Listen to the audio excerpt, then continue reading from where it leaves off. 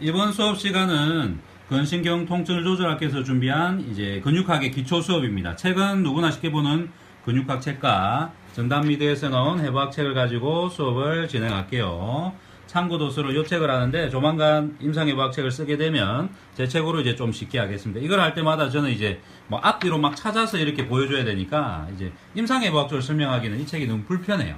그냥 기초해부학으로 공부하기에는 너무 좋은데 임상가들이 이거 가지고 공부한다는 거는 조금 쉽지는 않습니다. 그래서 저도 지금 쉽게 공부할 수 있게끔 임상가들이 실력을 더 높일 수 있게끔 임상해부학 책을 아주 책 넘기는 순서대로만 봐도 임상을 쉽게 이해할 수 있는 해부학책을 지금 준비 중입니다. 자, 척두근을 보시면 옛날 용어가 척두근이고 옆에 척이죠. 그리고 머리 두자, 머리 옆에 있는 근육이라는 뜻입니다. 근데 신용어로는 간자근이래요. 이 부위를 간자라고 표현하거든요. 그래서 간자근이라고 표현하고, 자, 기시를 보시면 척두와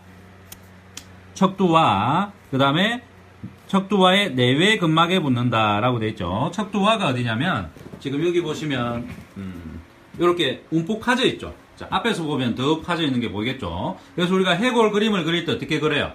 여기를 움푹 파서 그리죠. 눈으로 움푹 파고 어둡게 까맣게 색칠하잖아요. 그죠? 그리고 여기도 그렇고 요 자리에 아까 교근이 붙는 자리였죠. 상당히 교근이 두껍죠. 교근도 두껍지만 어때요? 척두근도 여기가 움푹 들어가 있기 때문에 생각보다 두껍습니다. 주로 이제 제가 표현할 때는 스테이크 정도 두께라고 표현하는데 그 정도로 여기가 움푹 파져 있어요. 그래서 척두와의 내외 근막에 이렇게 붙어요. 끝에 이렇게 테두리에. 그래서 정지는 어디에 붙냐? 하악골의 근돌기와 하악지의 앞모서리에 붙어요. 그러니까 얘가 뭐예요? 하악골의 근돌기입니다. 그래서 요 뼈에 붙죠. 여기 그림에 보시면 이렇게 붙어 있고 요 간골궁이라 그랬죠. 여기 보시면 간골이 있고 요 궁이 있으면 간골궁 밑으로 해가지고 이렇게 밑으로 해서 근육이 내려가서 어디에 붙는다? 하악골의 요 하악지, 요 돌기에 붙으면서도 요 앞쪽 부분까지 붙어요. 뒤쪽이 아닌 앞쪽으로 붙어가죠. 그래서 이렇게 이루어져 있고 이 근육의 작용을 보시면 기능 같은 경우는 하악골을 거상합니다.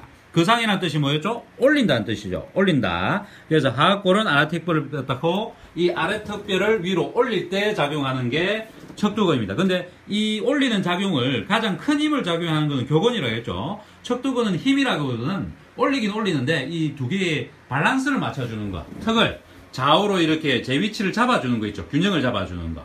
그런 힘을 많이 잡아요. 아니면 작은 힘을 쓸 때, 껌을 씹는다거나, 아니면 채소를 먹는다거나. 근데 이제 고기를 먹을 때는 척두근이 힘을 많이 안 써요. 오히려 척두근보다는 교근이 훨씬 더 많은 힘을 쓰게 되겠죠. 힘을 쓰는 근육은 교근. 그 다음에 조절을 해주고, 안정성을 좀 이렇게 밸런스를 잡아주는 것들은 누구다? 척두근이다라고 이해하시면 됩니다. 근데, 척두근은 섬유가 3개입니다. 지금 후보 섬유에 대해 설명이 되어 있는데, 자, 여기 보시면, 척두근이 수직으로 가는 게 있고 옆으로 사선으로 가는 게 있고 후부가 평행으로 수평으로 가는 게 있어요. 이 그림은 지금 제가 볼 때는 좀 잘못 그린 거예요. 다 거의 위로 되어 있죠. 지금 이 그림은 잘못되어 있고 실질적으로 척두근을 보시면 3개로 이렇게 나눠져 갖고 되어 있는데 지금 아마 여기가 더 자세히 나와 있네요. 결이 위로 가고 사선으로 가고 수평으로 가죠. 그래서 3개 방향으로 이렇게 되어 있어요. 이렇게 방향이. 지금도 여기 보시면 3개 방향이 보이죠. 수직, 결을 보셔야 돼요. 수직, 사선, 수평 이렇게 되어 있다는 것을 알아두시고 지금 보시면 여기 보면 후부 섬유는 하악골을 후퇴시키겠죠. 당연하죠. 뒤쪽에 붙어 있으면서 앞에 붙으니까 얘가 고정되어 있으면 뒤로 딸려가겠죠. 그래서 척두근 또한 뒤로 이제 당기는 근육이다라고 보시면 되고 그리고 같은 쪽으로 한쪽이 작용하면 어떻겠어요? 편의를 일으키겠죠. 턱을 한쪽으로 돌리는 거.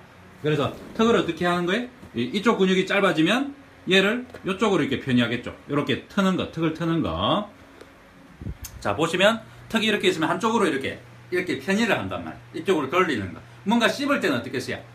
항상 이쪽으로 약간 편의를 이루겠죠. 한쪽으로 편의라는 건 한쪽을 치우치는 걸 뜻합니다. 그래서 편의를 이루게 되고 전부섬유 같은 경우는 절치끼리 맞물리고 있을 때 주로 작용합니다. 절치가 뭐죠? 여기 앞니 있죠. 앞니, 토끼 이빨이라고 그러죠. 그래서 절치 말 그대로 이제 자를 때 쓰는 이빨이란 뜻이죠. 자를 때 쓰는 이빨. 그래서 요 절치가 맞물렸을 때 이 근육이 그러면 여기 하악골이 어때요?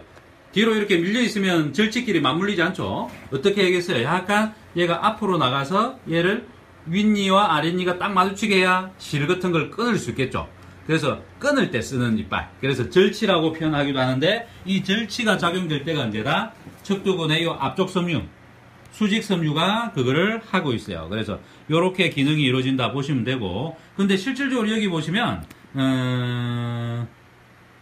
한쪽으로 편의를 한다라고 되어 있는데, 뭐 물론 이제 힘을 쓸 때는 그렇게 합니다. 근데 여기서 하나 빠져 있는 기능은 뭐냐? 우리 사람이라는 건 중력에 대항해서 살기 때문에 중력을 무시할 수가 없어요.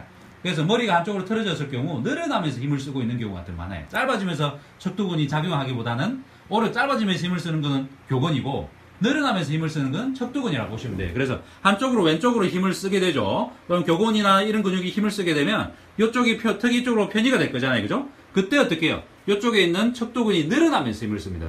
그래서 실제로 제가 연구를 근육학을 계속 해보니까 오히려 척두근은 이렇게 짧아지면서 한쪽으로 편의하기보다는 오히려 늘어나면서 힘을 쓰는 이완성 긴장을 훨씬 더 많이 하고 있어요. 그래서 보시게 되면 보통 오른쪽 어깨가 올라가고 왼쪽이 내려가게 되면 이렇게 많이 씹어요. 이거는 제가 연구를 또 해갖고 상강 수업에 다 진행을 하는 건데 뭐 지금 깊이 있게 설명을 드리기 어렵고, 그래서 흉쇄두근하고 이 근육이 같이 힘 쌍으로 쓰게 되면 특히 이쪽으로 가겠죠. 이쪽으로 갈 때 여기서 척두근이 한쪽이 늘어나면서 힘을 써요. 얘가 짧아지면서 힘을 도와주기보다는 오히려 늘어나면서. 왜? 얘가 너무 확 당기는데 얘가 가만히 힘을 안 쓰고 있으면 어떻겠어요? 가버리겠죠.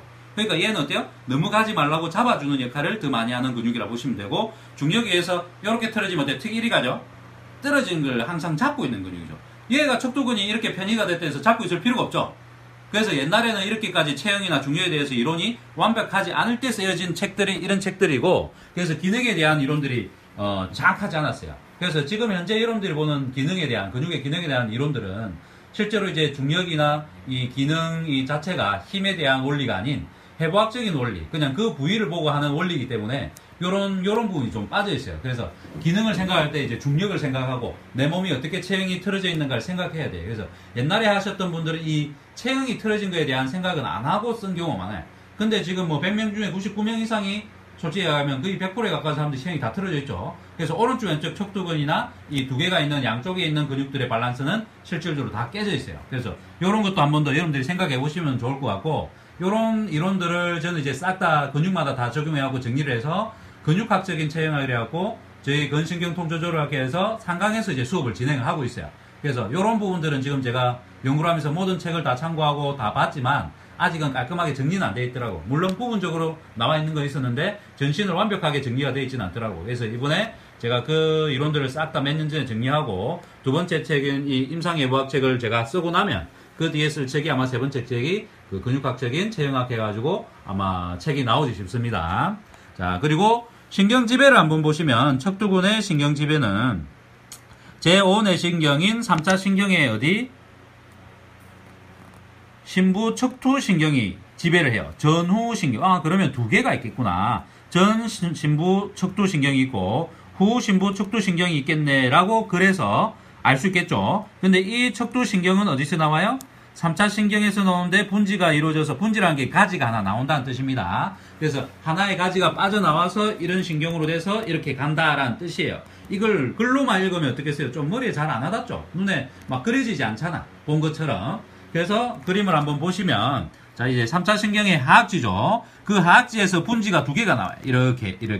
그래서 요 두 개의 분지가 어떻게? 척두근을 지배하는 신경이 됩니다. 그래서 여기 보시면 뒤에 있다고 뒤, 앞에 있다고 앞. 그래서 깊은 간자 신경 돼 있죠. 이거는 이제 옛날 용어라서 뭐라 적어놨어요?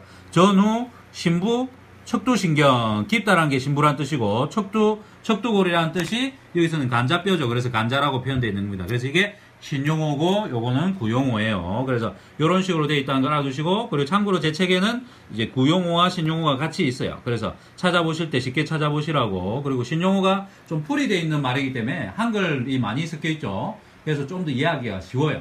그래서 그런 부분이 있다는 것도 알아두시고, 그리고 요 척두신경 같은 경우는